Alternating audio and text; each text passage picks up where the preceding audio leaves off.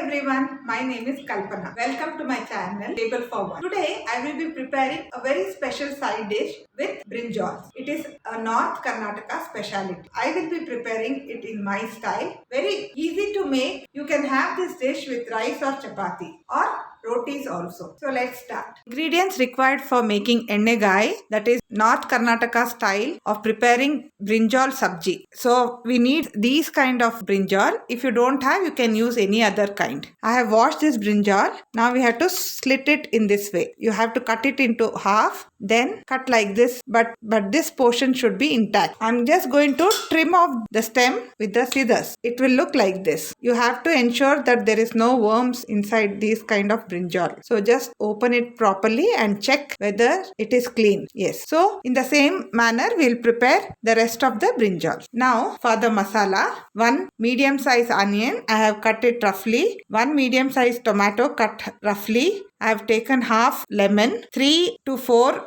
green chilies as per your taste, 2 tablespoon coconut scraping. This is Goda masala. This is from Maharashtra. They use it for their dishes. So for this dish I'm using, if you don't have, you can add little more garam masala. Peanuts, curry leaf, half teaspoon tamarind paste, a big pinch of hing or asafoetida, sesame seeds or til seed, salt to taste. Since I have taken Goda masala, I have taken only 1/4 teaspoon of garam masala, 1.5 teaspoon of coriander powder, 3/4 teaspoon turmeric, 1.5 teaspoon chili powder. If you're okay with eating a slightly sweet sabji, you can add good, but if you don't want, you need not add. This sabji tastes good with good, that is the jaggery. Now for tadka we need mustard seeds and the kadi patta. So now I'm going to grind all these ingredients into a mixie jar. First I'm going to add the coconut scraping,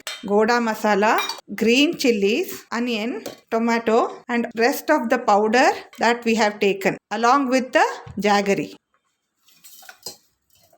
I have ground all the ingredients into a close paste except the peanuts. Now I will add the peanut and just turn the mixer for 1 or 2 seconds because this should not be ground finely. It should be very coarse. So I'll add it last and grind. The groundnut are ground coarsely. We can still see big chunks of groundnut. Some of them are finely ground, some of them still we can see. So this mixture we have to now stuff into the brinjal. I will show how to do it. Now I will add half the lemon juice that we had kept. Take some masala and stuff it inside the brinjal and give it a gentle squeeze so that it gets covered inside like this. It has to cover on both the sides like this, both the sides of the slit. Now let us stuff rest of the brinjal. Now add oil. This sabji requires a little more oil than required because as the name suggests, ennegai. Ennegai means oil. The stir fried vegetable.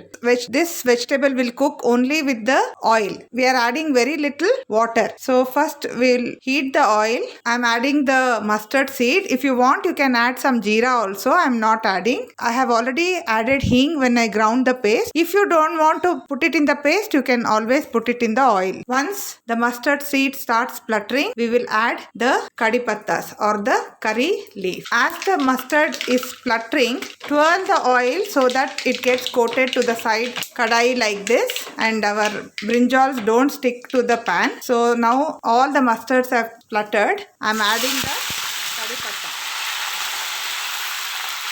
Now we have to start arranging the stuffed brinjal in such a way that the big ones are at the bottom and the smaller size brinjal you can arrange on the top. As far as possible, try to arrange in such a way that at least one side of the brinjal is touching the kadai. There's no space here. I'm going to arrange it here like this. Now there is some masala left over in the mixer. I'm going to drizzle the mixture over the brinjal and close the kadai with the lid and let it cook on sim. Wait for the sabji to cook. We will not churn it or stir it. We'll let it cook. Once it cooks, the color of the bangan changes and that is when we understand that it is cooked completely. Now let us check. See, now the color is slowly changing, but still it is very firm. It has to become soft. So let us close it and cook it for some more time. This is half cooked. It has to still cook. The oil has to separate from the masala. Open and see whether the brinjals are cooked. The oil has separated from the masala. Brinjals have become soft. We should not overcook this brinjal because it will lose its texture and the shape like this. When you serve it, you have to serve it whole like this. Now let's see.